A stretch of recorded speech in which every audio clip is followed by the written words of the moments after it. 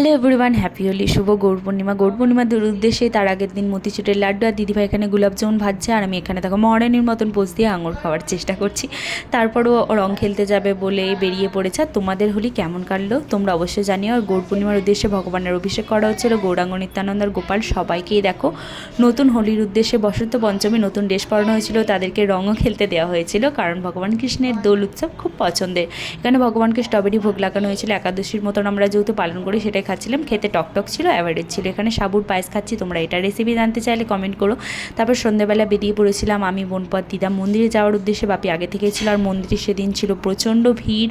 দেখো আমি কাছ থেকে দর্শন পাইনি, দূর থেকেই তোমাদেরকে দেখালাম। তারপর প্রভুজি গেস্ট হাউসে নিয়ে চলে গেছিলো, সেখানে একাদশীর প্রসাদ পাবো বলে আমরা একদম বসে গেছিলাম।